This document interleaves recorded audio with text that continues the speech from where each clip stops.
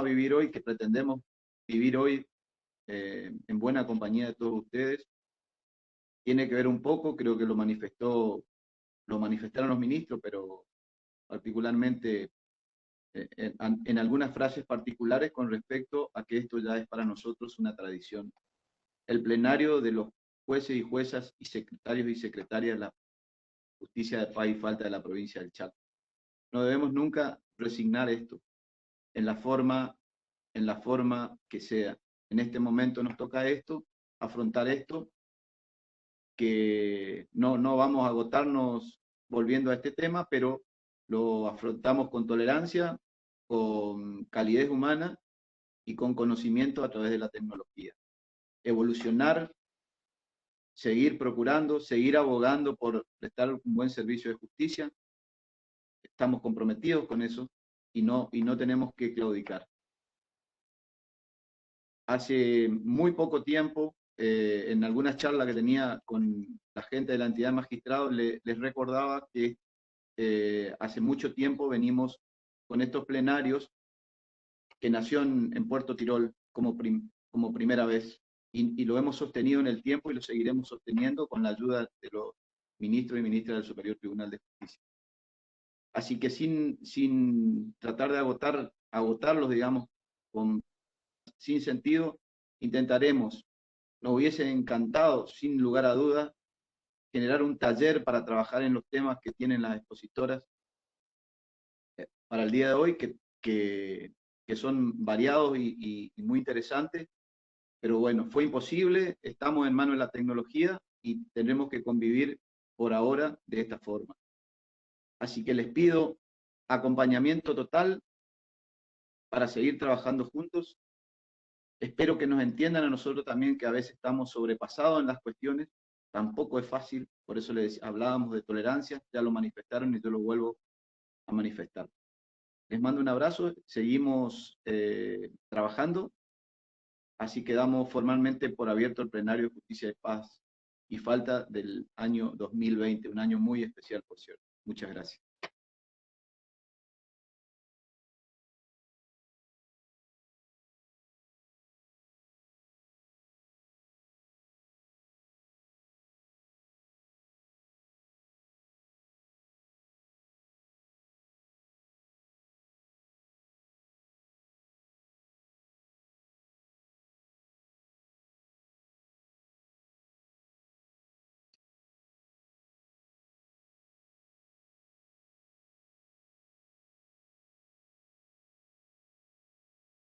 ¿Qué tal? Buenos días. Marco, ¿está para continuar?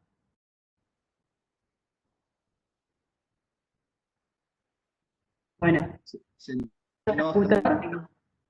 está retirado aparentemente. Hola. Celina, si no está Marco, ¿sí? Seguimos con claro, con el... sí, por eso, parece que se ha retirado. Agradecemos mucho la presencia de las autoridades. Ahora sí vamos a dar formalmente iniciado este plenario 2020. La primera charla va a estar acá de la doctora Natalia Curay, es la jueza correccional, y va a hablar de recursos de apelación contra las resoluciones de los juzgados de paz y faltas, criterios jurisprudenciales, cómo armonizar el Código de Faltas y el Código Procesal Penal de la provincia del Chaco. Doctora Curay, bienvenida y muy buenos días.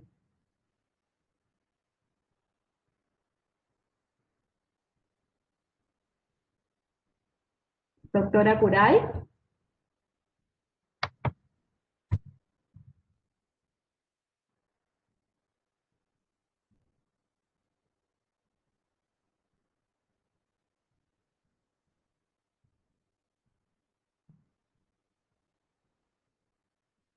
Está habilitado el micrófono, todo, no sé si tiene algún inconveniente con internet que me había comentado.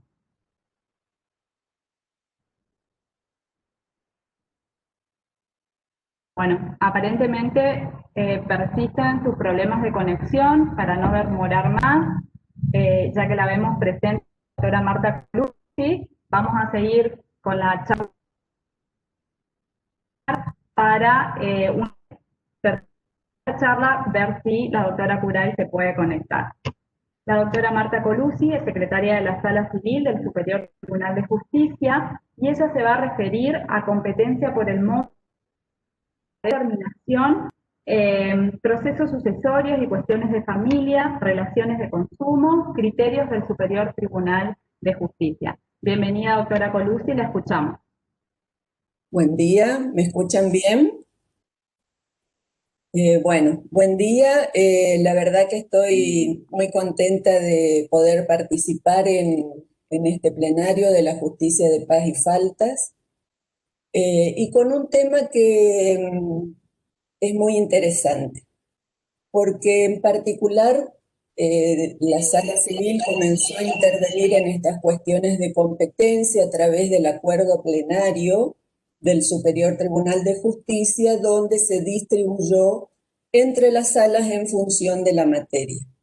Esto llevó a conectarnos directamente con estas cuestiones que se plantean entre la justicia de paz y los juzgados de primera instancia civil y comercial. Es la mayor cantidad de causas que tenemos en este tipo de cuestiones. Y digo que es un tema que me interesa mucho, me motiva en el sentido de que al hablar de competencia nos lleva claramente a vincularnos con la figura del juez. Y en este sentido voy a organizar mi exposición antes de ingresar al análisis de los casos, a hacer una muy breve referencia simple acerca de la jurisdicción y la competencia. Y voy a comenzar señalando que el profesor de Derecho mexicano, Carlos Gaguardi, expresó que el derecho es una manifestación cultural.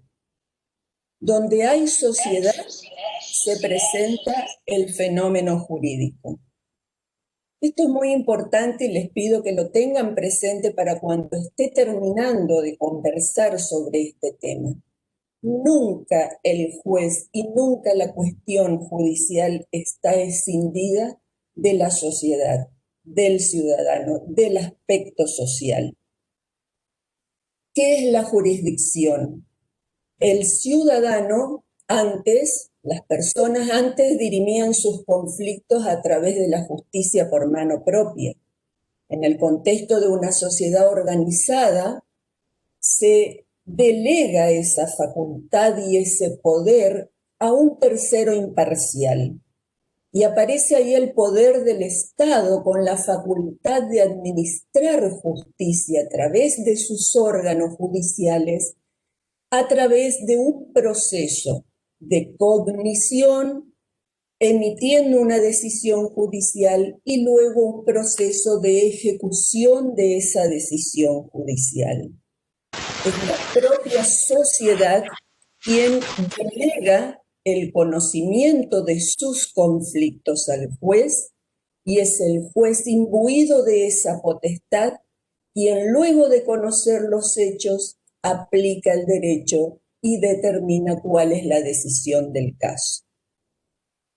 Ahora bien, todos los jueces tienen jurisdicción, pero no todos pueden entender en todas las cuestiones que se plantean, porque como podemos apreciar, la sociedad y las ciencias tienden a una especialización. Entonces surge la competencia entendida como una medida de ese poder con que cuenta el juez. Entonces, por eso digo que es interesante y me motiva mucho, porque cuando hablamos y llega una cuestión de competencia, está viendo un juez o dos jueces que tienen una facultad para decidir cuestiones que la sociedad les ha delegado y que están en la tarea de determinar si ese caso encuadra en esa porción de facultad o potestad jurisdiccional que le han otorgado. Puede ser que el planteo venga de particulares, pero en este caso puntual, a lo que me voy a referir y vamos a analizar es cuando se presenta dentro del mismo poder judicial. Cuando llegan estas causas a la sala y las analizamos, en realidad nosotros decimos, es una pelea entre comillas, que nos involucra a nosotros. Estamos discutiendo quién interviene. Entonces surgen así los casos de cuestiones de competencia. Hace poco les he enviado desde la sala civil, y tenemos esa práctica y modalidad de trabajo desde que tenemos intervención en las cuestiones de competencia, de socializar con todos los juzgados de paz, los juzgados de primera instancia y con los representantes del Ministerio Público Fiscal, las cuestiones de competencia que se dirimen en la sala. Así que me parece que antes que analizar caso por caso o leer resoluciones, voy a intentar hacer hablar a esas resoluciones y poder transmitir cuál es el análisis, el estudio y qué es todo el bagaje de normas y de mirada que hay tras una resolución de competencia, que a veces es una resolución sencilla y corta, pero no quiere decir que no tenga un gran bagaje de normas que la están sustentando y una mirada fundamental desde el Poder Judicial, desde el Superior Tribunal, apuntando al rol social del juez en ese conflicto que se está dirimiendo. Y surge así un tema que nos ha movilizado mucho, que ha sido el de derecho del consumidor y la protección constitucional. Surge así el primer gran punto de análisis, y recuerdo que cuando íbamos con los ministros de inspección en los años 2017, 2018, los jueces de los procesos monitorios con timidez comenzaban a analizar la jurisprudencia acerca del domicilio y el derecho del consumidor y la cercanía al juez donde va a litigar o se va a discutir respecto de ese crédito. Y digo, era tímidamente, y verían jurisprudencia de otras provincias, hasta que luego se animaron, y esa timidez se les fue, y fuimos testigos del gran movimiento de causas y migración de causas que hubo hacia los juzgados de paz. Es decir, se aplicó a rajatabla el criterio de decir derecho de defensa del consumidor, el juez más cercano al consumidor, y fueron las causas a los juzgados de paz. Entonces así aparecemos en una primera etapa de esa evolución en el análisis de esta cuestión, donde los jueces de paz se oponen a esa cuestión. Y aparece así la resolución del Superior Tribunal número 536/18, donde determina que tiene que intervenir el juez del domicilio más cercano al consumidor.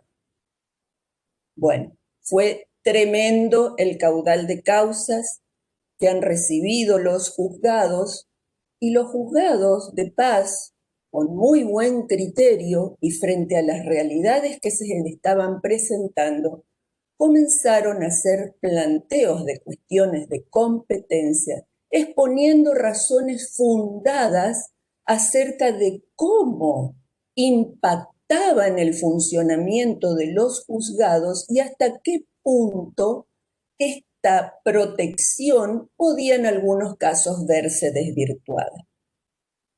Y fue así como surgió la resolución 142 del año 2019, donde el Superior Tribunal de Justicia, en ese rol de adaptabilidad, de revisión y de razonabilidad, vio nuevamente la cuestión y no estaba equivocada la primera, sino que ajustó esta interpretación a nuevas pautas, en miras precisamente al derecho que se estaba protegiendo y a cuál era la finalidad de la norma. Entonces acá lo que quería transmitirles y contarles es qué dice esa resolución que no está plasmado. Estaba claro que había un gran bagaje de consumidores que están cercanos al juez de paz y que sus conflictos debían dirimirse ante él. Entonces, el primer lineamiento de los ministros de sala era: ¿jueces lego? No. jueces letrados, analizar hasta qué punto. Entonces, ¿cómo surgió la determinación de ese punto razonable de intervención?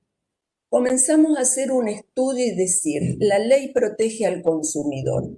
¿Cuál es el consumidor que está cercano al juez de paz y que necesita para discutir y defender sus derechos en ese contexto, en ese proceso especial donde prima la autocomposición del litigio con la fuerte intervención mediadora del juez de paz? ¿Qué tipo de proceso? ¿Qué tipo de consumidor? Porque nos encontrábamos con causas que eran o ejecuciones prendarias o causas de importes altísimos en dólares o en pesos, millonarias en pesos. ¿Es ese el consumidor merecedor de esa protección en el contexto de intervención del juzgado de paz? Entonces hicimos un análisis y dijimos, nosotras también y nosotros en la sala como consumidores, ¿cuál es la compra ordinaria? ¿Cómo hallamos ese monto razonable? Entonces hicimos un cálculo acerca de ver qué es lo que compra, a dónde va, cuáles son los créditos que estamos viendo que tienen. Era esencialmente con casas de electrodomésticos o para la adquisición de una motocicleta, pero esencialmente eran con casas de electrodomésticos. Entonces, hicimos un razonamiento, determinamos montos acerca de cuál sería la compra que hace. Una heladera, más una cocina, más un lavarropas, más un televisor. Sumamos eso, pusimos a consideración de los ministros y allí surgió el límite razonable que se representó en qué? De la competencia que por ley orgánica tiene asignada, está permitido extenderla o ampliarla hasta 5 veces, porque esas 5 veces representaba estimativamente ese monto, que era lo que la realidad de las causas que habían llegado a la sala estaban reflejando, que era la discusión de ese consumidor y que efectivamente tenía derecho en el contexto de la protección constitucional a discutir y defender ese litigio en el contexto de un proceso simple, con marcada posibilidad de mediación y con mayor agilidad. Ahora bien, dentro de ese juzgado de paz y cercano al domicilio habían operaciones que trasuntaban ostensiblemente esos números. Entonces, colocarlo a esos consumidores en un marco o en un proceso sencillo, acotado en posibilidades defensivas, también lo estaba perjudicando. Y allí se encontró ese límite razonable y ese consumidor quedará ante el juez de primera instancia civil y comercial o al del proceso monitorio donde existe, porque va a estar en mejores condiciones en ese tipo de proceso para arbitrar todas las defensas que fueran necesarias respecto del reclamo que se le está haciendo.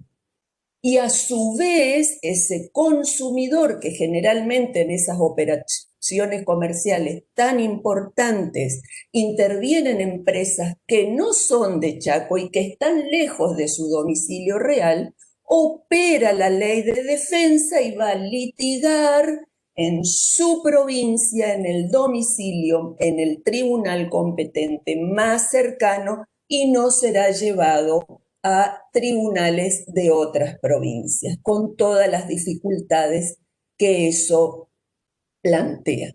Entonces, esa fue la razonabilidad de la norma. Y eso es, por eso digo que es tan importante cuando se habla de competencia, que hay que enfocar que solo nos determina una distribución administrativa, pero la función más importante del juez es la potestad que le ha delegado la sociedad para que dirima sus conflictos y por ello la prudencia que debe existir en el juez al momento de analizar la competencia y a su vez al momento de desprenderse de una cuestión en la que ya estuvo interviniendo. Sale la sentencia, ¿y qué nos pasó en sala? Teníamos muchos procesos que ya se habían generado, que ya estaban en curso. Entonces, frente a este contexto, y dado que solo estábamos hasta ese momento discutiendo entre nosotros, pero veíamos que el justiciable hasta ese entonces aún no tenía respuesta a su demanda, porque estábamos discutiendo entre qué tribunal intervenía. Entonces, una norma, una regla práctica acorde a la tutela judicial efectiva de dar respuestas adecuadas en tiempo oportuno, con economía procesal, sentado el precedente comenzó a trabajarse en sala directamente. Ya en una causa se había expedido el procurador, ya se había expedido la sala con el voto concordante de los ministros y acorde a la ley orgánica, estaba sentado el precedente, comenzamos a analizar los casos con un informe del secretario profundo de la causa, mostrándole al juez de la causa los elementos y características de ese proceso, y el juez con, en ese momento, el presidente, el doctor Toledo, analizaba esas cuestiones, aplicaba el precedente y con una simple providencia la causa prontamente se devolvía. Fíjense la importancia de ponderar estos aspectos.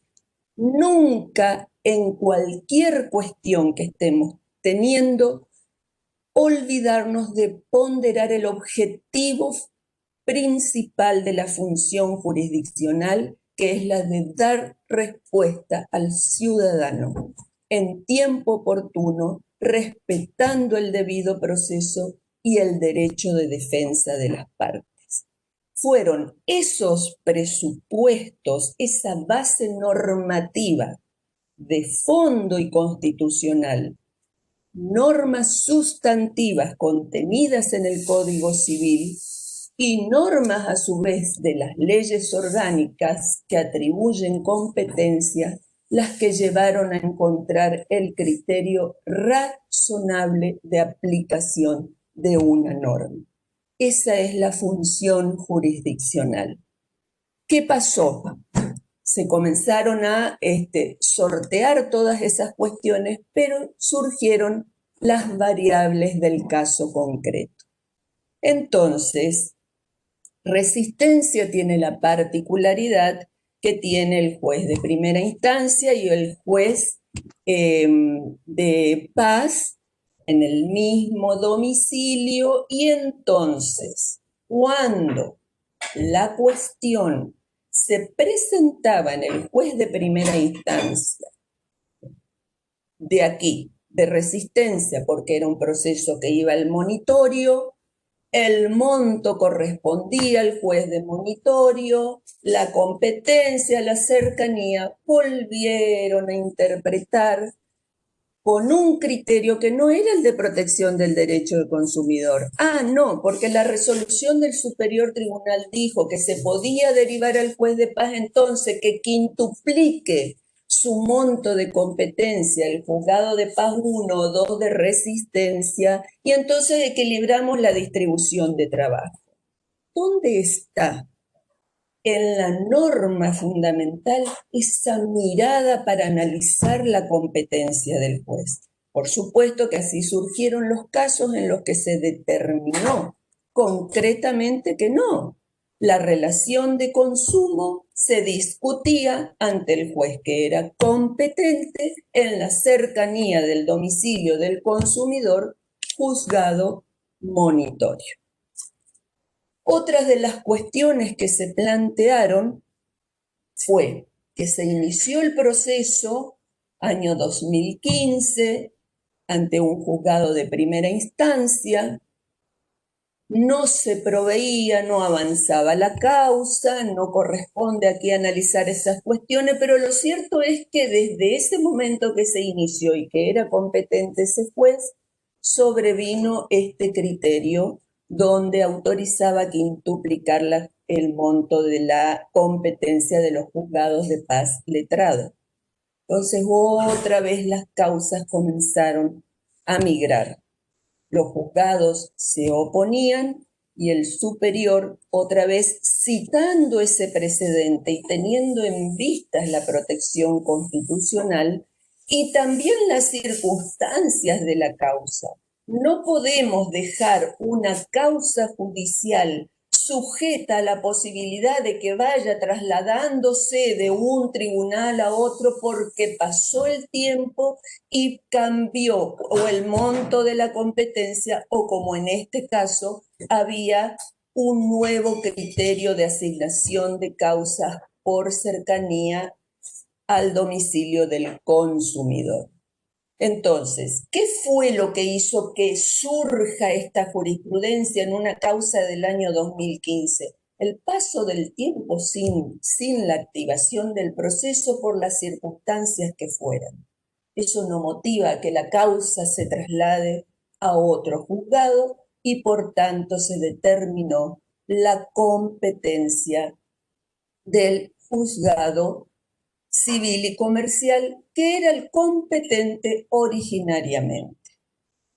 También tuvimos casos donde pasó que el juez de primera instancia derivó al juzgado de paz cercano al domicilio del deudor, pero era un juez lego.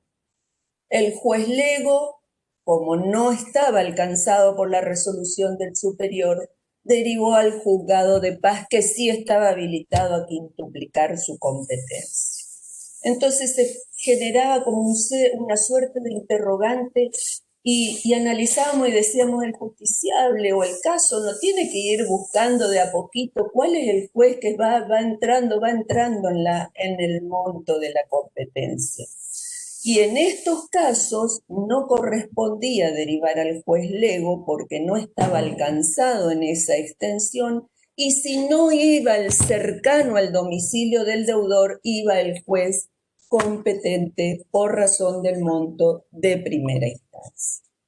Como ustedes pueden ver, hay muchas variables que se fueron generando. ¿Y por qué recalcaba yo la importancia de no perder de vista que por un reparto administrativo de cuestiones podamos aparecer como queriéndonos desligar del rol fundamental que es el de administrar justicia? Y por eso la prudencia en el análisis de esas cuestiones. Enlazado con esto, por ejemplo, surgió el caso de la jurisdicción perpetua, y que en el programa adrede se lo puse en latín, pero como una sugerencia y motivador para aplicar a nuestras resoluciones judiciales el lenguaje claro. La JUFEJUS hizo hace poco un encuentro y se está trabajando porque existe a nivel país una red de lenguaje claro, y si visitan la página del Poder Judicial de Formosa, tienen instructivos y un PDF elaborado que es un cuadernillo de lenguaje claro, en el que se recomienda o sugiere no utilizar expresiones en latín, porque las sentencias y decisiones judiciales están dirigidas al ciudadano y él tiene que leer la decisión y comprender por qué el juez resolvió la cuestión litigiosa que él llevó a su conocimiento de esa manera, y tiene que poder entenderlo. Lenguaje claro no significa lenguaje simple o lenguaje desprovisto de aquellos aspectos técnicos necesarios, sino entendible para todos. Así que en el caso de la jurisdicción perpetua, también se plantearon cuestiones. Por ejemplo, juzgados en los que la asignación de competencia estaba focalizada en un criterio objetivo relativo a la persona. Por ejemplo, juzgados de ejecución fiscal, ejecuciones que por leyes especiales, por ejemplo, contra superior gobierno de la provincia, tiene que intervenir un juez de primera instancia y quien tiene en este caso competencia es el de ejecución fiscal. ¿Qué pasa generalmente en los procesos de ejecución fiscal? Cuando se inician no sale inmediatamente el despacho monitorio, sino que se hace una suerte de investigación previa librando mandamientos, porque muchas veces sobre los inmuebles van variando sus ocupantes o responsables del pago del tributo que se está persiguiendo. Entonces hay como una etapa preparatoria.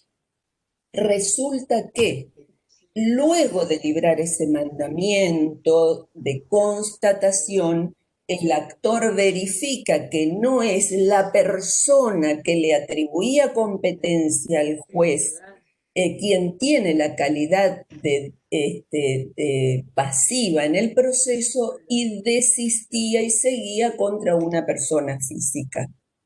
Entonces el juez de ejecución fiscal, por el monto, era competente el de paz y lo deriva. Eso generó conflictos de competencia y allí se determinó que aún el juez no había emitido un acto propiamente jurisdiccional de admisión de la competencia, estaba en una etapa preparatoria de este conocimiento y, por tanto, al desaparecer la persona que en especial le atribuía intervención al juzgado de ejecución fiscal, la causa tenía que ir al que... Ay, escucho algo que... No sé, me desconcentra, disculpen, pero me sale como que alguien está hablando. Entonces fue al juzgado de paz que si no estaba la figura del Estado que le atribuía el de ejecución fiscal, por el monto, por la materia, era el originariamente competente. En otros casos, y frente a eso, un juez de paz trae otros antecedentes a la causa y dice, pero doctora, ¿qué pasó acá? Porque, ¿qué estamos hablando acá de jurisdicción perpetua? Porque hubieron otros casos en que sin estar la persona especial, ya el juez había intervenido y el superior tribunal resolvió que debía mantenerse ante el que ya no había cuestionado su competencia. Entonces, precisamente en ese caso, lo que se analizaba era que si al momento que se iniciaba la causa era el juez competente por el monto y la materia, la circunstancia que por el transcurso del tiempo haya variado ese monto de atribución de competencia no significaba que las causas tengan que migrar, porque si no estarían permanentemente migrando las causas cuando hay una modificación en la determinación de la base de competencia en función del monto. Entonces, allí quien intervino era competente en el momento de la intervención, debe seguir interviniendo en ese proceso. Y como corolario de esta cuestión, que era cuando desaparecía la persona especial que le atribuía el de ejecución fiscal, correspondía que vaya al de paz competente por el monto y la materia, porque aún el de ejecución fiscal no había ejercido actos jurisdiccionales propios, sino que solo estaba investigando, surgió y se resolvió este año no admitir la derivación al de paz porque el juez sí en ese caso ya había dictado la sentencia monitoria y luego de la sentencia monitoria el actor desiste contra la persona especial que le asignaba competencia.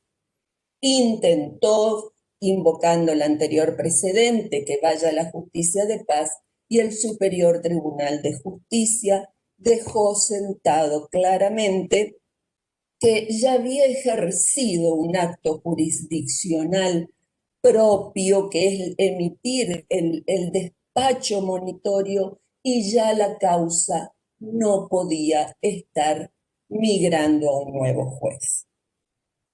Otro caso, por ejemplo, en el que la persona determina que se modifique la situación, es lo que se presenta cuando un proceso sucesorio que por el monto es competente el juez de paz, pero aparece una persona menor de edad o se genera una cuestión litigiosa que va a exceder su competencia, entonces surge una causal objetiva que autoriza que la causa vaya a conocimiento del juzgado de primera instancia civil y comercial, el que tiene en principio competencia para todo, es decir, que tiene más un marco de conocimiento mayor y que solo por una cuestión de administración interna del Poder Judicial,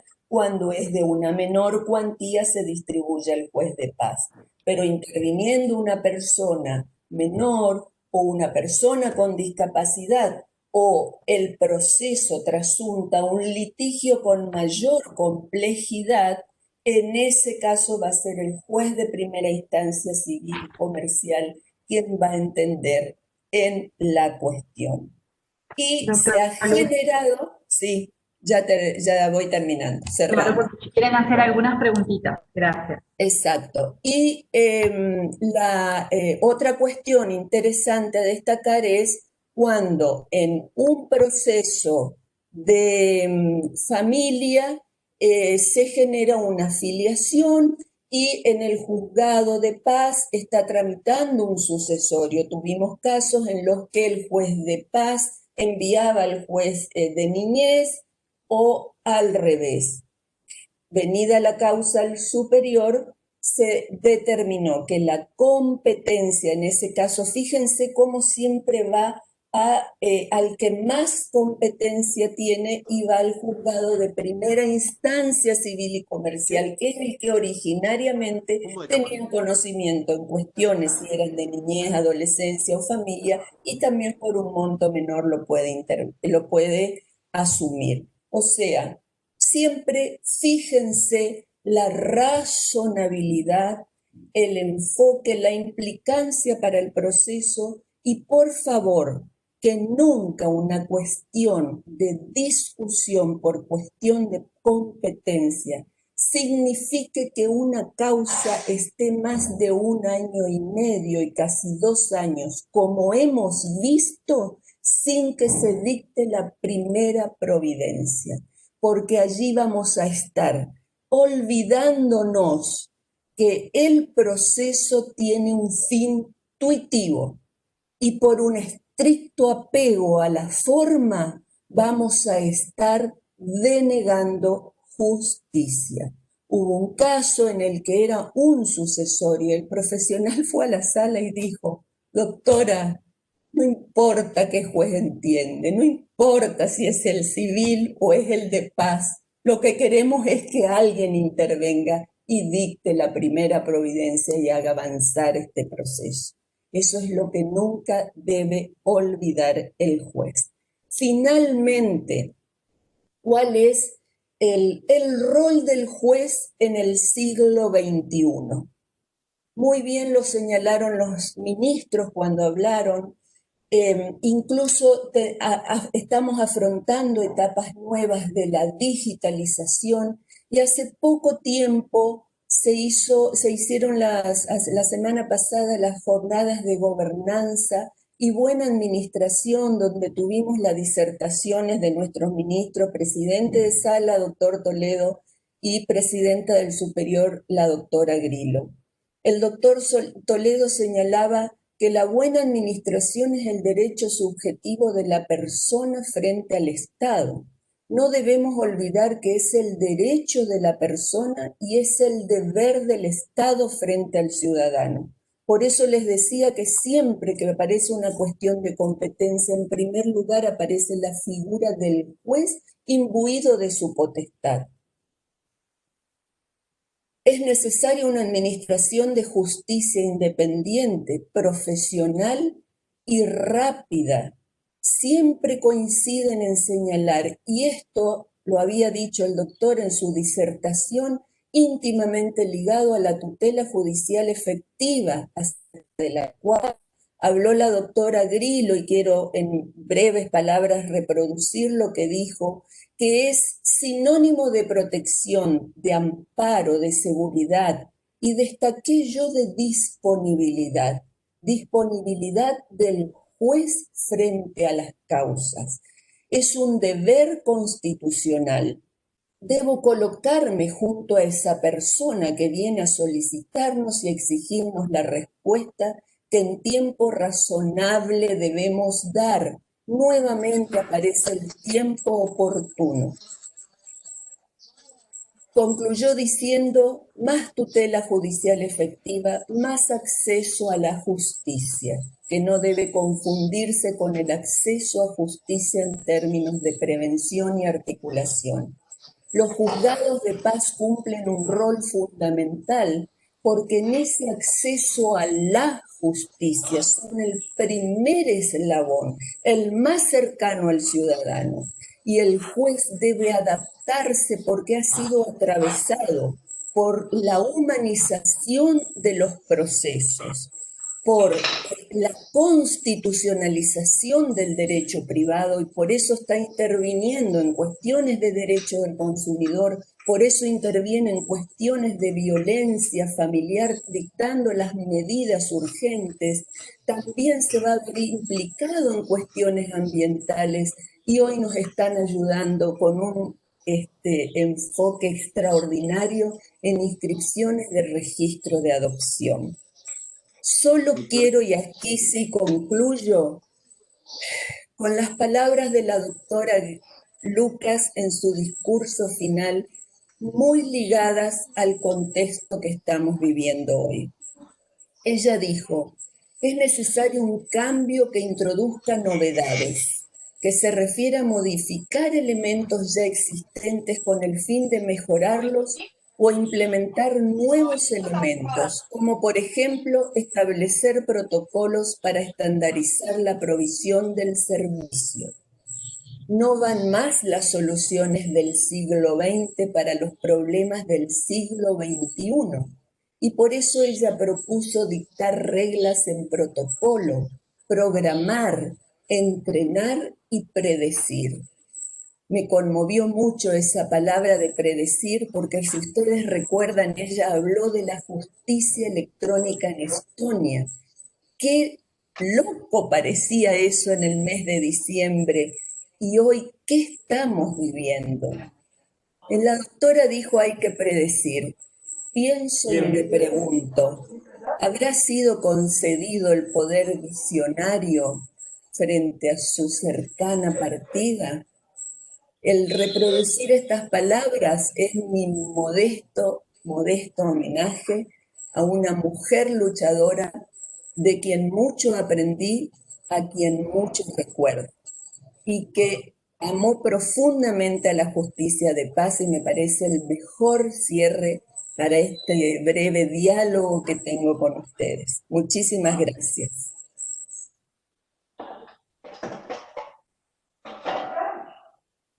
Hay que mover las cartas. ¿Me escuchan?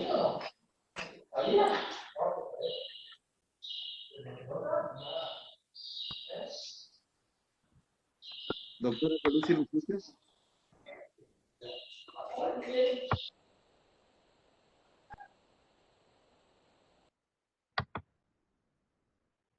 Doctora Colucci, ¿me escucha?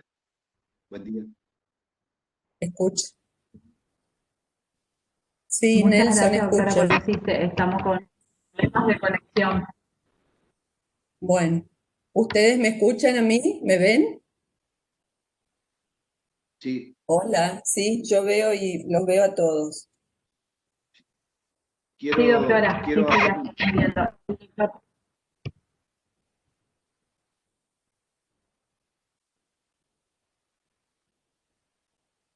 Sí, Nelson.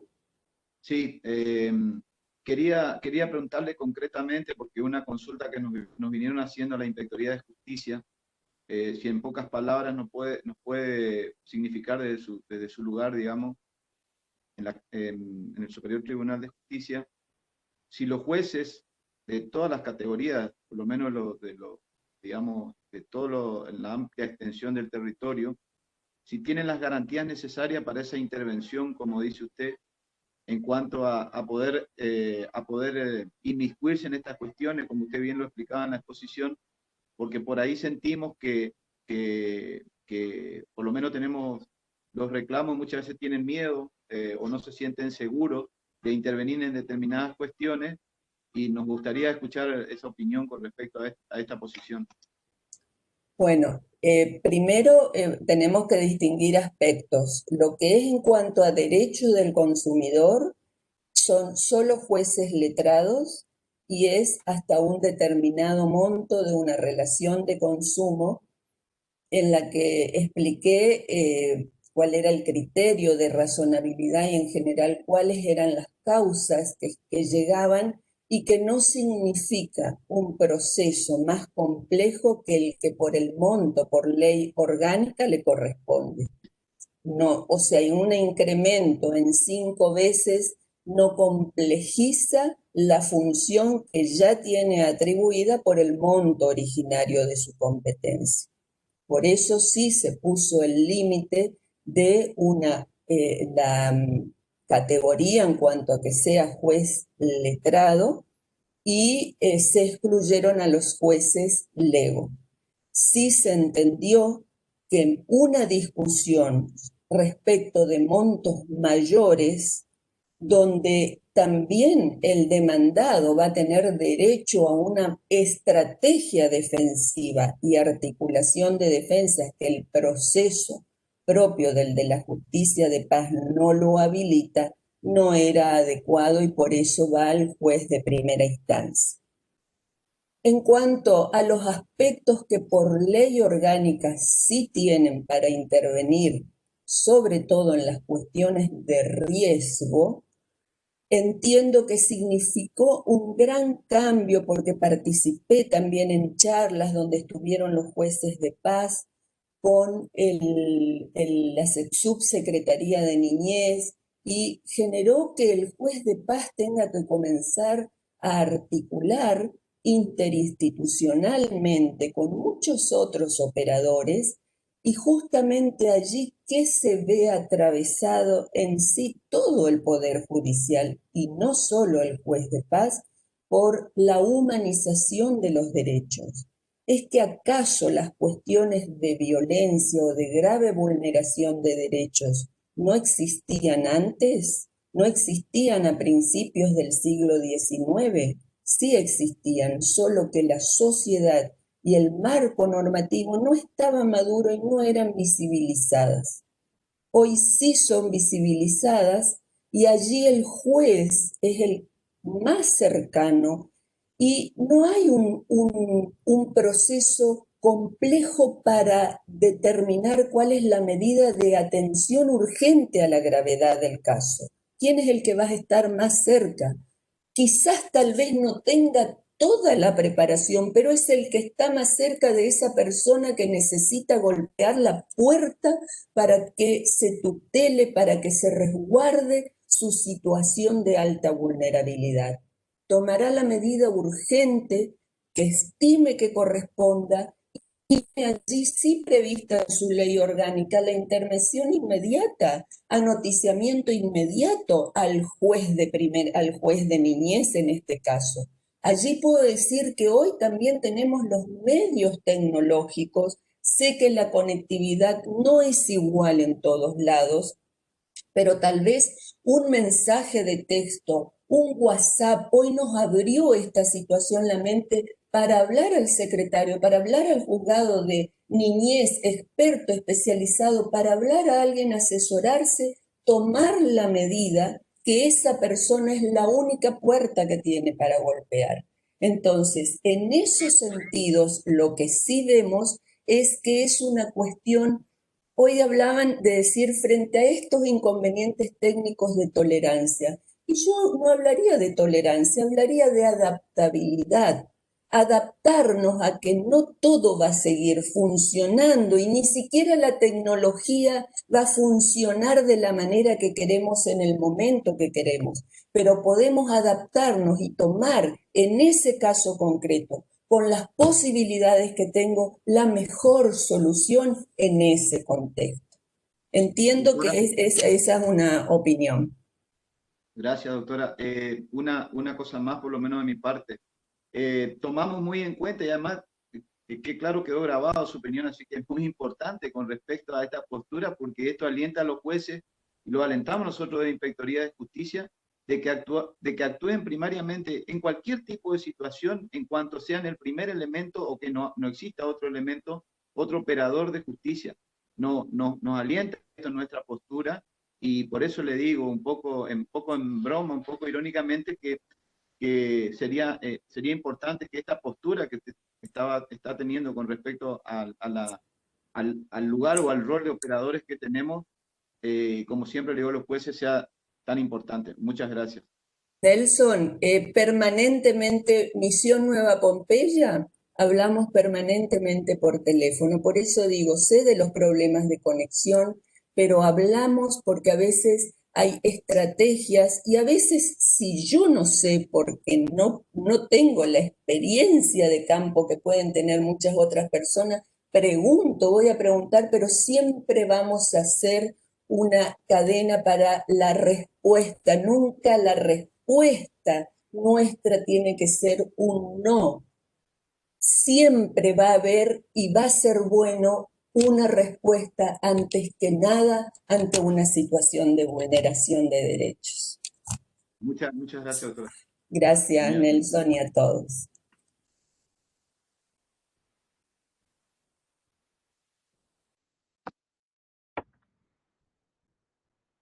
Bueno, muchísimas gracias, doctora Colucci. Entonces, ya no hay más preguntas. Creo que todas felicitaciones, todos muy contentos con la exposición de la doctora Marta Colucci. Le vamos a dar lugar, ahora sí, a la doctora Natalia Curay.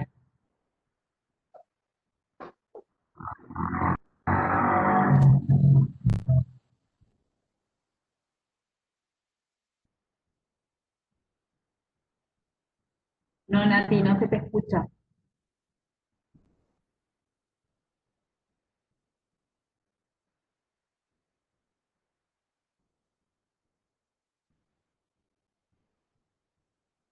No, no se te escucha.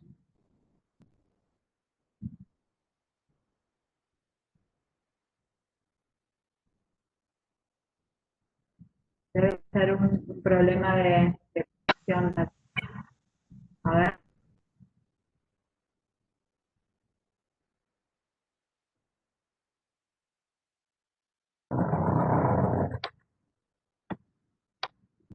Natalia. Sí. Sí, doctor. Podemos preguntarle a la doctora si no tiene problema por ahí. Probamos con Luciana si ella tiene buena conexión para no intercalamos el horario. La doctora Curay tenía una audiencia, por eso había pedido, pero estaba en el juzgado, no podía su domicilio, tiene problemas con el audio, con Webex. Comienza a lugar a Luciana. Luciana San Pietro, ¿está?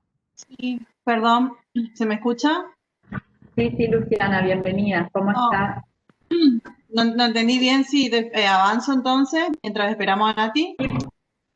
Sí, por favor. Sí, por favor. Bueno, Hablar sobre realidad rural, recomendaciones internacionales, intersectorialidad de las violencias y la importancia. Así que, bueno, Luciana, bienvenida. Bueno, muchísimas gracias. Buenos días a todos, a todas. La verdad que estoy muy feliz de estar en este espacio. Coincido con quienes manifestaron que esperamos que la próxima lo podamos hacer presencial. Es una de las cuestiones que más me favoreció en este sentido la virtualidad que nos instaló la pandemia, porque la verdad que me preocupaba mucho la necesidad, la importancia de conocer y vincularme con la justicia de paz y faltas una vez que accedí a este cargo en el Centro Judicial de Género. Ya hemos tenido muchos encuentros en donde nos presentábamos y establecimos vínculos de trabajo, pero la verdad que la virtual, en ese sentido estoy agradecida que este año he podido conocer muchísimas jueces y juezas de paz y faltas que quizás no nos hubiéramos podido ver en mucho tiempo si las organizaciones tenían que ser en formato presencial.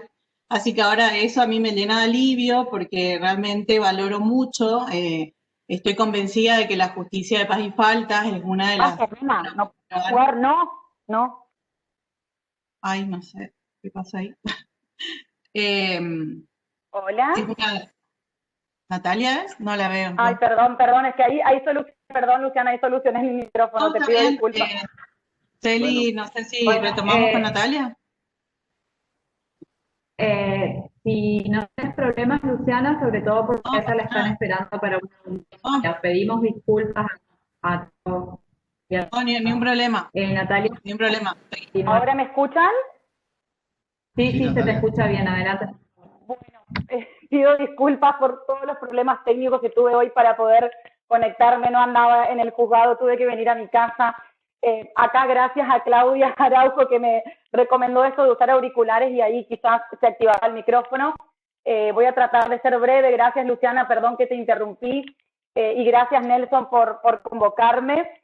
Tengo a mi perra, lamentablemente, acá saltándome, queriendo jugar, así que perdón si sale desprolijo esto, pero bueno. Natalia, doctora, ¿sí? Doctora, perdón, sí. Estamos muy agradecidos, sabemos por todo lo que pasaste, quiero que adapten los tiempos un poquito para que achique lo más que pueda la exposición, entonces también puedan participar un poquito los jueces.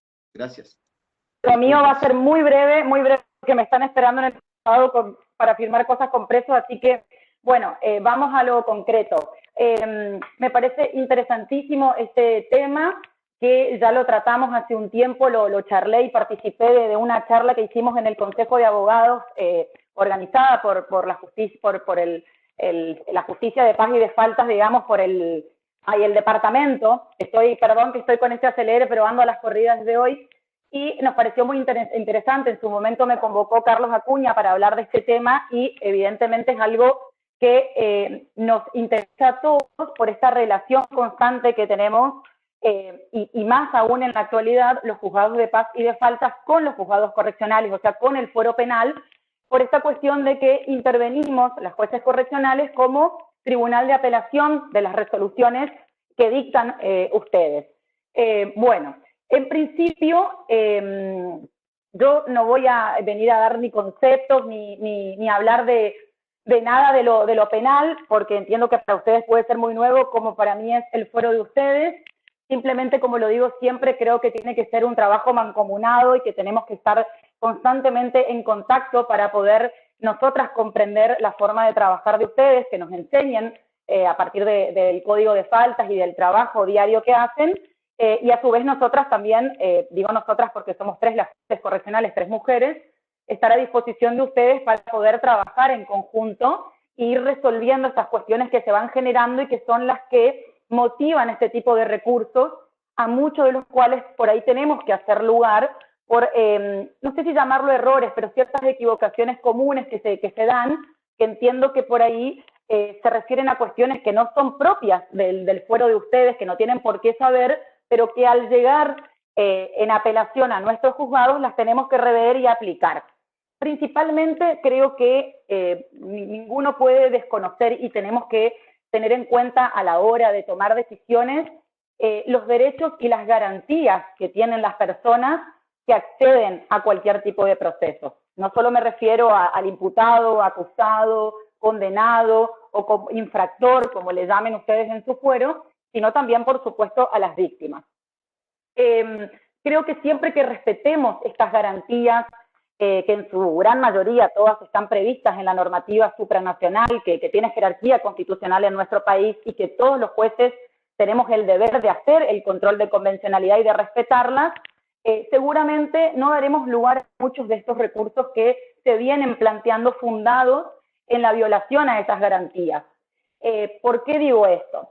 Y quiero hablar de casos puntuales que me han tocado en el juzgado, que los he charlado con cada uno de los jueces, cuyas resoluciones han sido apeladas o recurridas, para poder entender yo un poco también el porqué de las decisiones y explicar por qué yo resuelvo de uno u otro modo. En principio me gustaría recomendar, porque son, en mi caso, desde que yo estoy en el juzgado hace 2 años y medio, ya tuve 3 casos en los que tuve que hacer lugar a los recursos de apelación planteados por los defensores de los infractores, condenados, imputados, en razón de la indeterminación del hecho atribuido. ¿Qué quiero decir con esto? Que en la mayoría de los casos he recibido expedientes donde cuando imputan o atribuyen una falta determinada a una persona, no se especifica el hecho por el cual están acusando. Sí, atribuyendo esta falta determinada. Por ahí los términos penales no son los mismos a los que manejan ustedes, por eso pido disculpas y doy sinónimos como para que se entienda a lo que voy. Yo lo que quisiera que tengamos presente es que, si bien cuando llegan recursos de apelación a los juzgados correccionales, tratamos de contemplar el código de faltas y respetar los lineamientos que ahí están establecidos, el artículo 4 del Código de Faltas es muy claro y dice que va a ser de aplicación supletoria la parte general del Código Penal y el Código Procesal Penal de la provincia del Chaco para la interpretación del Código de Faltas. Entonces, si bien tratamos de armonizar ambos y no aplicar uno desconociendo el otro, nosotras tenemos que regirnos por el CPP, que es el Código Procesal Penal. Entonces, el hecho, y no solo eso, sino por esto que les digo de los tratados internacionales de derechos humanos, todos los precedentes de la Corte Interamericana de Derechos Humanos, por supuesto la Corte Suprema de Justicia de la Nación y demás. Una de las pautas más importantes que hace al debido proceso, al derecho de defensa y a las garantías de los individuos es que sepan concretamente cuál es el hecho que se les atribuye, cuál es la falta que se les imputa, cuáles son las pruebas que hay en su contra. Es muy habitual ver que esto no se satisface en muchas resoluciones. Me ha ocurrido en ciertos casos, por ejemplo, donde el hecho simplemente decía se le atribuye a tal persona el hecho que surge de la denuncia formulada por tal. Eso no es un hecho preciso, no es un hecho circunstanciado, no tiene detalles de tiempo, de lugar, de modo de comisión. Entonces, no se satisface esta cuestión que surge de toda esta normativa que yo menciono. Entonces, no se le permite de ese modo a la persona acusada poder ejercer su derecho de defensa porque muchas veces no sabe concretamente de qué se lo acusa.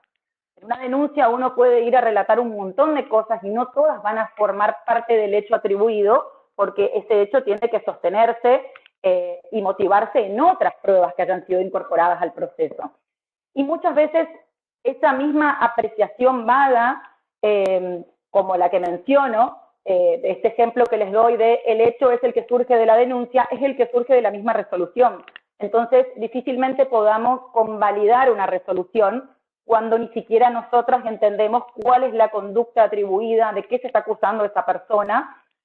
Simplemente se limitan a mencionar las pruebas que se han reunido y a hacer copias de los artículos del Código de Falta que se habrían infringido y por el cual se condena a una persona. Bueno, Respecto a eso, entonces, hay que tener presente que el CPP, el Código Procesal Penal de la provincia del Chaco, dice, ¿no es cierto?, que el hecho tiene que tener una relación clara, precisa, circunstanciada y específica de todas las circunstancias que lo rodean. Entonces, si me permiten una recomendación, es que cuando van a atribuir en el acta de infracción, o sé que le ponen diferentes terminologías por ahí, por eso yo creo que me entienden a lo que me refiero cuando hablo de acta de infracción o de atribución de la falta, tengan presente que tienen que formular un hecho concreto especificando cuáles son todas las circunstancias de tiempo, modo, lugar y personas que lo rodean para que esté satisfecha esa garantía y no dar lugar a un recurso de apelación al que necesariamente tenemos que hacer lugar, porque si ocurriera en el ámbito penal tendríamos que declarar la nulidad de un requerimiento de elevación a juicio, por ejemplo, que llega sin un hecho preciso. Bueno, a mí me han tocado, como dije, 3 casos así donde lamentablemente tuve que hacer lugar a los recursos y revocar las resoluciones por este motivo. Por otro lado, también he visto que esto también lo charlé, ¿no es cierto?, con mis colegas y me han mencionado que también es común para ellas ver resoluciones con estas, no sé si llamarlo errores, como dije, deficiencias o cuestiones que podríamos ajustar para no dar lugar a los recursos. Otra cosa que nos pasa muy habitualmente es que no se hace una valoración de la prueba que se ha reunido. Simplemente hay una enunciación de los elementos de prueba y eso no permite que la resolución esté motivada, esté fundada, por lo cual eso también da lugar a muchos recursos a los que tenemos que hacer lugar porque no se satisface la motivación de una sentencia con la enunciación de las pruebas reunidas, sino que hay que explicar qué parte de cada prueba es la que nos permite tener por probado ese hecho tomando una decisión de condenarlo por una determinada falta. Veo también que en muchas de estas actas de infracción, me ha pasado una sola vez a mí, mis colegas me han dicho que también tuvieron casos, donde no se deja constancia, mejor dicho, y este es un tema que también lo tratamos y lo charlamos en las anteriores charlas y plenarios que tuvimos sobre este tema, donde no se pone en conocimiento, no se deja constancia, quizás lo hagan verbalmente, pero no queda constancia de que se le notifique a la persona acusada de una determinada falta que tiene la posibilidad de designar un defensor de su confianza o de proponer al defensor oficial si no contaré con recursos para afrontar el pago de un abogado particular. Sobre esto hay muchas discusiones, porque si tenemos que acudir a la ley orgánica del Ministerio Público, vamos a ver que entre las funciones de los defensores oficiales no está prevista la de asistir a personas acusadas en un proceso contravencional. Sin perjuicio de eso, yo fui defensora oficial y existía la costumbre de asistirlos y de hacernos presentes para cumplir esa función cuando así era requerido.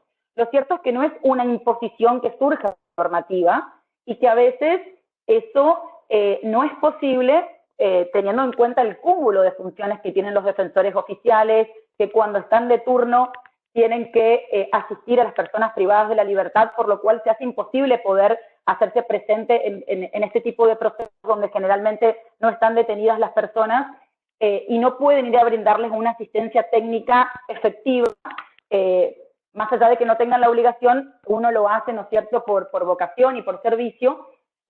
Sobre esto surge incluso hay una resolución de la Defensoría General donde se recomienda a los defensores oficiales que organicen su trabajo y que asistan cuando pueden a este tipo de convocatorias, pero su función primordial siempre es la de participar en el proceso penal con todo lo que eso implica. Entonces, estoy al tanto de que es muy necesaria la reforma del Código, la creación y poner en ejecución una figura que ya está creada por ley, que es la del defensor de faltas, porque ahí se vería zanjado este problema. Lo que sí, eso de última se podría solucionar, ¿no es cierto? No daría lugar a ninguna nulidad, pero lo que sí da lugar a estas nulidades o a que tengamos que analizar los recursos planteados y muchas veces hacer lugar a los mismos, es cuando no surge, como menciono, del acta de infracción, de imputación o del acta contravencional, que le hayan puesto en conocimiento a la persona que tiene el derecho de poder designar un abogado de su confianza o un defensor oficial.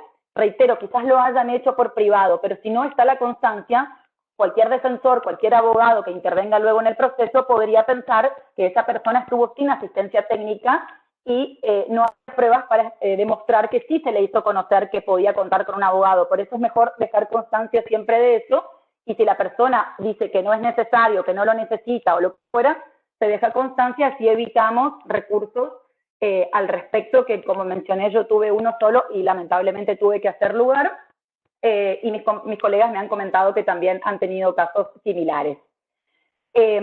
Bueno, otra cuestión que suele presentarse, que si me permiten una recomendación, es tener cuidado con la prescripción de la acción en los procesos. Nos ha pasado en el juzgado que hemos recibido una causa con un recurso de apelación porque la sentencia se había dictado al año y un día de ocurrido el hecho.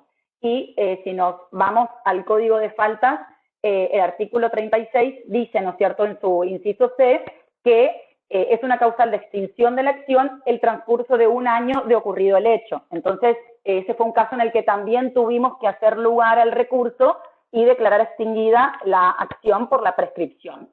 Yo entiendo que el Código de Faltas no tiene causales de interrupción de la prescripción como sí tiene el Código Procesal Penal.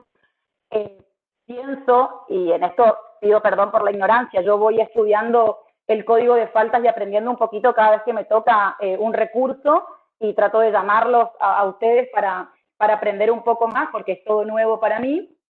Entiendo que podríamos aplicar supletoriamente el Código Penal cuando menciona las causales de interrupción, pero ahí entraríamos también en la discusión de cuáles de los actos interruptivos del proceso penal, que muchos no se dan en el proceso de faltas, servirían también en el proceso de ustedes para interrumpir la prescripción.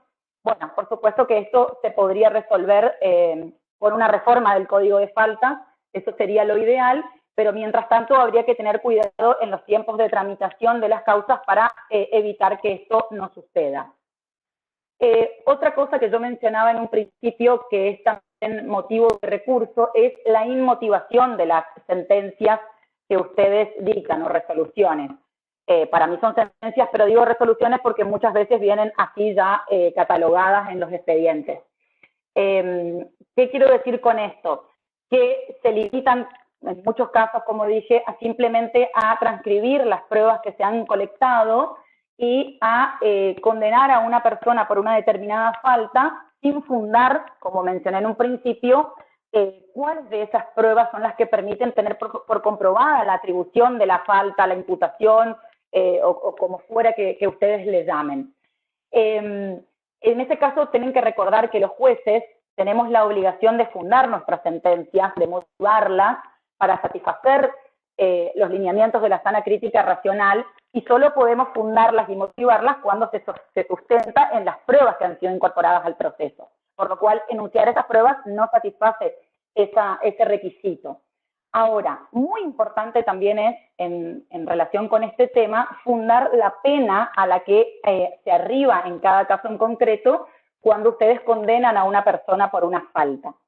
¿Por qué digo? Y en esto la voy a mencionar porque me dio su permiso. Con Julieta Ross tuvimos un caso ahora que nos implicó mucho estudio, a ella sin dudas más que a mí, una causa muy compleja que valoro y realmente no sé cómo hizo para juntar tantas pruebas, porque había muchas cuestiones en juego respecto a un lugar donde un campo, digamos, en la jurisdicción de su juzgado, donde se tiraba basura, eso contaminaba el medio ambiente, ocasionaba problemas en la salud de los vecinos, muchísimas denuncias, informes, bueno, una causa muy, muy extensa que ella ha sabido investigar muy bien, y la cual le permitió llegar a la imposición de una multa a la persona que habría cometido varias de estas faltas. Julieta dejó constancia en la sentencia que eso lo hizo muy bien. Yo digo muy bien porque tuve que averiguar y estudiar, ¿no?, para llegar a esta conclusión, pero ahora que más o menos ya entiendo el tema, digo qué bien que lo hizo. en dejar especificada en su sentencia que en caso de que no se pague esa multa, automáticamente se iba a proceder aplicando la conversión automática que prevé el código de faltas de ustedes. Eso implicó incluso que no lo hizo de manera automática cuando transcurridos muchos más días de los previstos no se abonó la multa respectiva, sino que ella incluso está intimado a la persona en varias oportunidades a que lo efectivice y como no lo hizo, convierte esta pena de multa en una pena de prisión que era de cumplimiento efectivo teniendo en cuenta la cantidad de faltas imputadas, atribuidas y las penas establecidas para esa falta. El defensor del imputado recurre esto, por supuesto que a eso no hice lugar porque ella procedió conforme lo estipulado en el código y dio reiterados avisos de la conversión automática, hasta que no lo hizo automáticamente como el código la habilitaría, pero hubo uno de los planteos efectuados por el defensor, que fueron muchísimos, en distintos recursos de apelación. Uno de los planteos efectuados por el defensor fue que a la hora de determinar la pena, se habían sumado las penas máximas de cada una de estas faltas para llegar a la pena definitiva por la cual se lo condenó.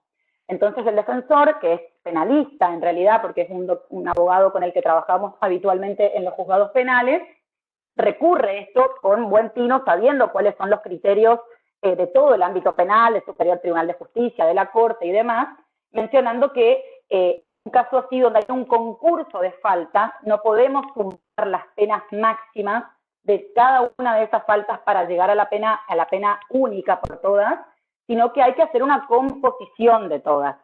A eso tuve que hacer lugar, porque por supuesto que tenía razón, sin prejuicio de que hoy me planteó el recurso de casación porque a las otras cuestiones planteadas no hice lugar, así que eso irá a la sala penal.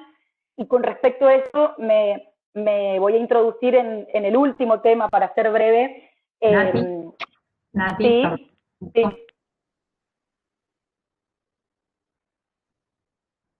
¿Cómo, Celí? Que 2 o 3 minutitos y habría que ir cerrando. Sí, ya termino yo.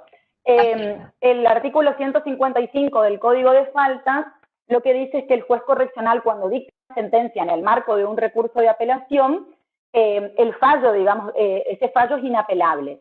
Bueno, yo no comparto ese artículo del Código de Faltas, claramente no tiene relación ni armonía con lo estipulado en el CPP, que por supuesto que admite muchos recursos para garantizar el derecho de defensa, la garantía de la doble instancia, que tiene cualquier persona acusada o condenada en cualquier proceso.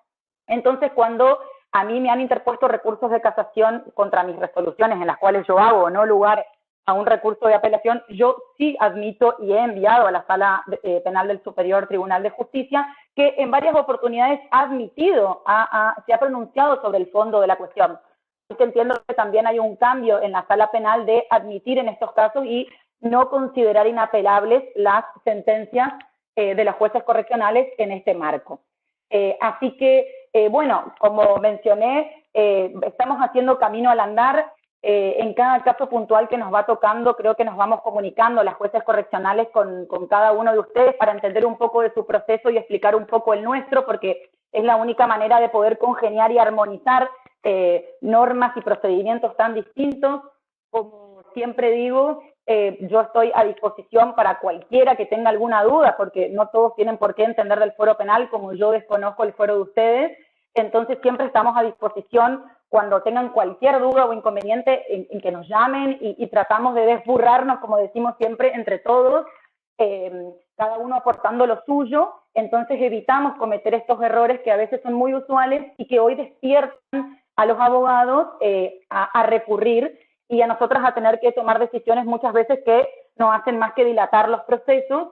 Así que bueno, para redondear, entonces reitero, como dije, que estamos a disposición de cualquiera de ustedes cuando tengan un caso puntual para ver cómo podemos armonizarlo, pero que tratemos siempre de respetar las garantías constitucionales, los derechos de las personas, y siempre que eso suceda creo que mayormente no vamos a tener problemas ni vamos a dar tanto lugar a este tipo de recursos. Bueno, tengo que cortar porque me están de todos lados diciéndome que ya terminó mi tiempo, así que no sé si hay alguna pregunta.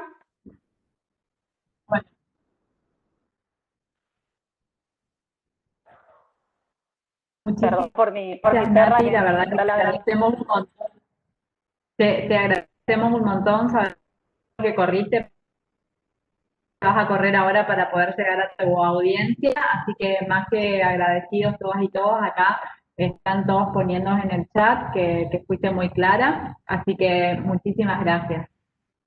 Bueno, gracias Muchas Sheila, gracias Nelson, gracias a todos. Y bueno, repito que estoy a disposición para lo que necesiten y que incluso me encantan las consultas porque me sirven a mí también para estudiar y aprender todo esto que es tan nuevo para mí.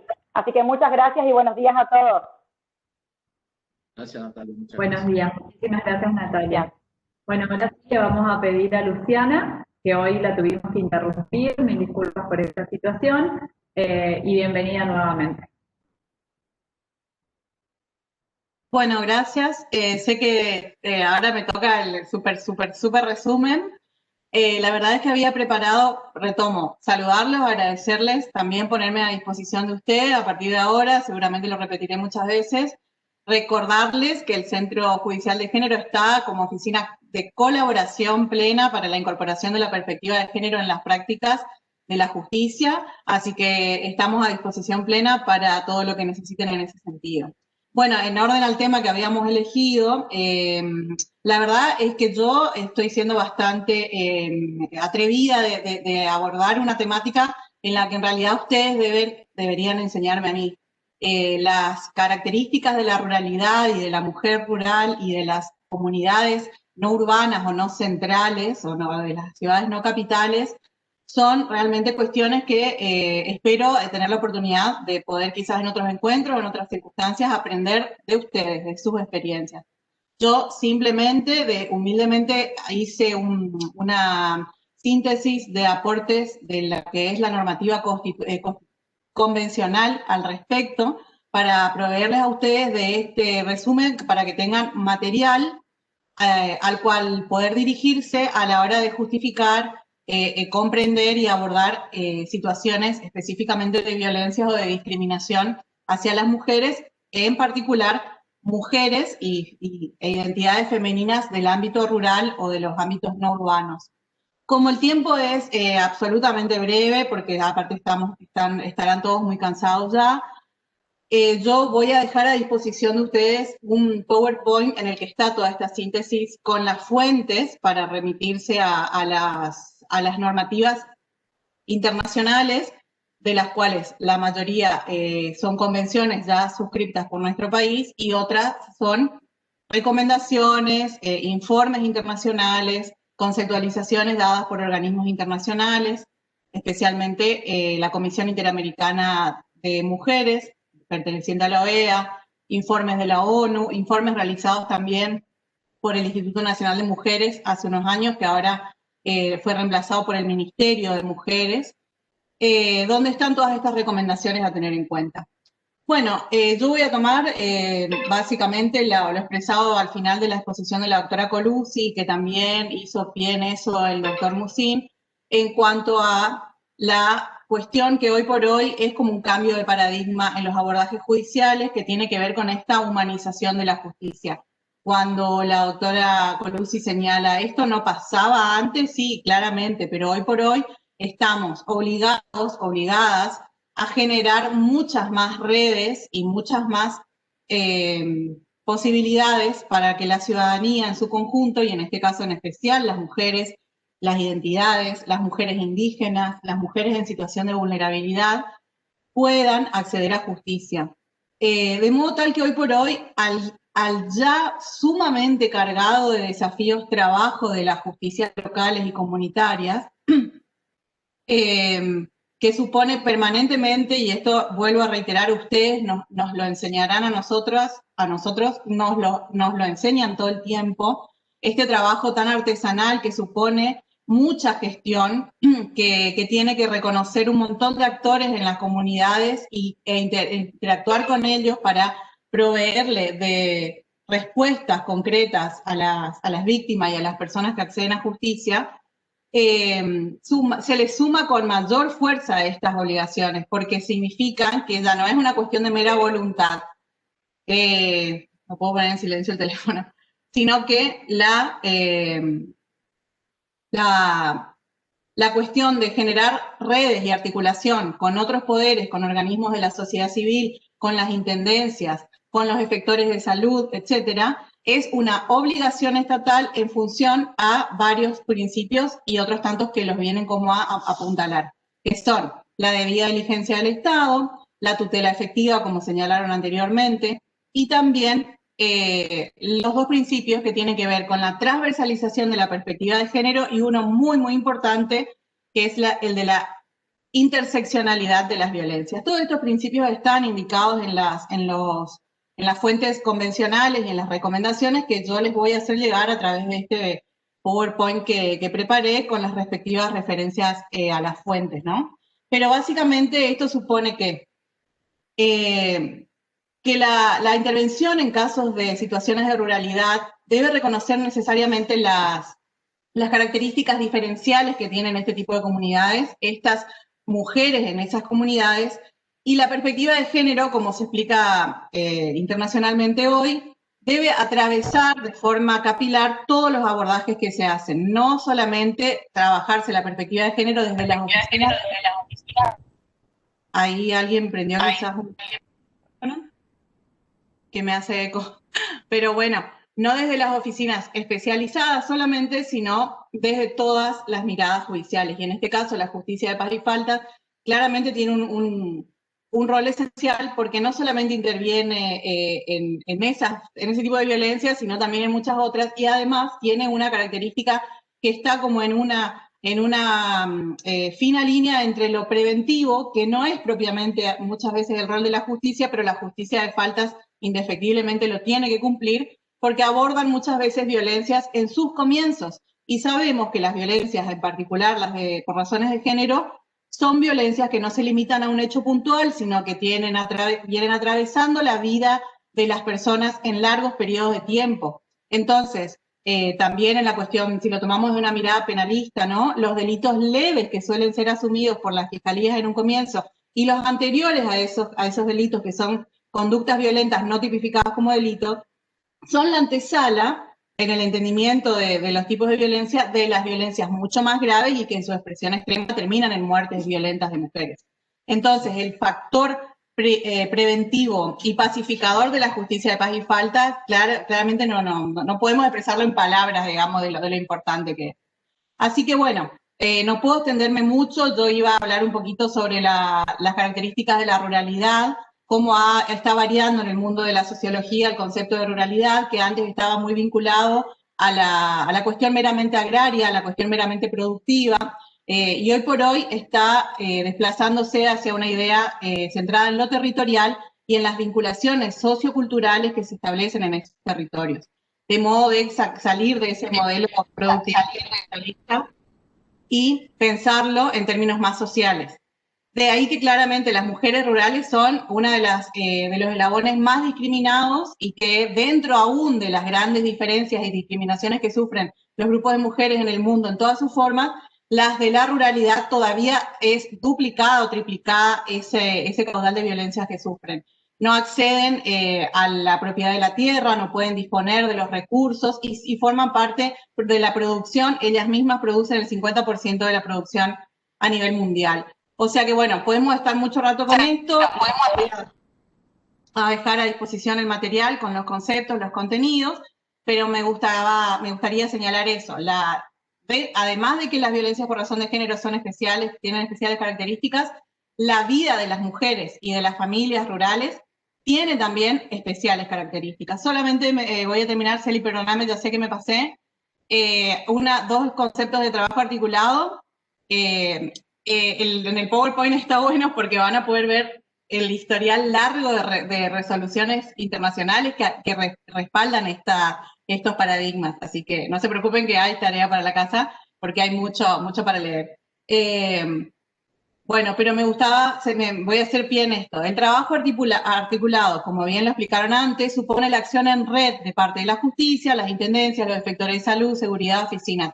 ¿A qué viene este trabajo en red? A fin de dinamizar y facilitar la llamada ruta crítica que atraviesan las mujeres, que en el caso de las ruralidades es mucho más difícil, porque si a una mujer urbana le toca la dificultad de atravesar diferentes oficinas, por ejemplo, o quizás queda un poco lejos de su lugar de residencia del centro de la ciudad, ustedes saben bien que las mujeres rurales tienen estas diferencias maximizadas, amplificadas, en torno a la escasez de recursos, a la escasez de medios de comunicación, al no acceso a las rutas o vías o canales de comunicación, no tienen, sufren aislamiento. A todo esto se le suma el aislamiento propio de las distancias geográficas, encima de nuestro país que es tan grande, ¿no? Que en pequeñas localidades las distancias son inmensas, aunque las localidades estén muy poco pobladas, las distancias siguen siendo muy grandes. Y además los aislamientos propios de los estereotipos que siguen operando y operan con mucha más fuerza en las localidades tradicionales. Que suponen que las mujeres están en estado de subordinación o de dependencia de otras figuras, generalmente, por supuesto, masculinas. Así que, bueno, como dijimos, se pone mucho en juego en este desafío las habilidades de gestión de las autoridades públicas y la justicia. Aquí, la verdad, por eso yo resalto tanto esto, porque no puedo dimensionar lo que supone para un juez, una jueza de faltas de paz y de faltas, convertirse en un pulpo y trabajar con muchísimas cuestiones que exceden muchas veces al modelo tradicional de justicia con el que quizás uno se presenta a un concurso, con el que quizás uno imagina que va a trabajar si entra a trabajar en la justicia, y sin embargo la justicia de paz y faltas es un universo de cuestiones mucho más amplio. Bueno, una buena articulación conjunta con los recursos supone, por ejemplo, generar mapas de acceso, buscarle alternativas a las mujeres, averiguar por qué lugares puede salir de su lugar de peligro, a qué familias puede recurrir. Entonces también se puede articular con familias protectoras, con organizaciones sociales. Hay que poner en juego un montón de creatividad que realmente es muy importante. Bueno, la experiencia recogida de los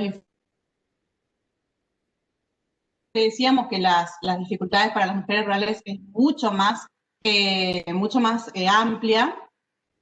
Y finalmente decir, como repetir, reconocer, poner en valor la tremenda importancia de las funciones que cumplen las autoridades locales, recordándonos que el modelo de justicia, de derechos humanos y de perspectiva de género nos convoca y nos obliga al Estado y a la sociedad a generar relaciones institucionales y acciones positivas cada vez más cercanas a la comunidad, alianzas con la comunidad, promoviendo la participación ciudadana en una forma que no viole ni altere la independencia judicial, pero sí que reivindique las autonomías y las características culturales específicas de las localidades. Tener en cuenta, por ejemplo, la culturalidad, ahí estoy viendo a Eli González, su rostro entre los participantes, la culturalidad propia, las identidades étnicas y las historias y las culturas que no son criollas o heredadas de Europa, se debe tener muy, muy presente en estas situaciones.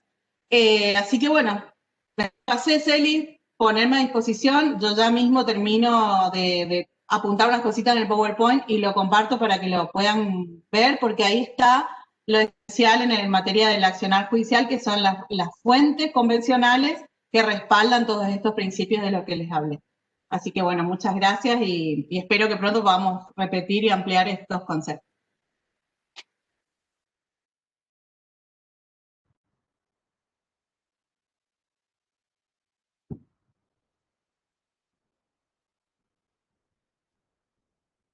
Celina, ¿estás? Sí, ¿qué tal? Justo se había congelado, mil disculpas. No sé, un cierre formal a este encuentro. Nos está acompañando la doctora Valle, la doctora Grillo, no sé si hay alguien más, si está el doctor Toledo, si van a decir algo más. Voy a cerrar yo, si no, después, al final, Celi. Perfecto. Cierra usted entonces, doctor. Muchas gracias. Bueno, en rigor, para tratar de cumplir con el horario previsto, antes que nada recordarles que esto es, más allá de los agradecimientos, es un proceso de aprendizaje. El plenario que nosotros teníamos previsto para todos los jueces, secretarios y secretarios, para todos y todas, eran a través de talleres con la participación activa. Como dije, un proceso de aprendizaje, deberemos de mejorar, digamos, en cuanto a la forma de los tratamientos, en cuanto a trabajar en casos prácticos con todos. Evidentemente, con las herramientas tecnológicas nos modificó, así que demasiado agradecido con las expositoras, con las tres, disculparnos por la falta de tiempo, pero tampoco nos podemos cargar con todas las cosas en las cuestiones de extender tanto. Así que agradecer, como decía Celina, a la participación de los ministros, de la presidenta, de la doctora Grillo, de la doctora Valle, del doctor Toledo, del procurador y todos los que estuvieron presentes. Muchas gracias.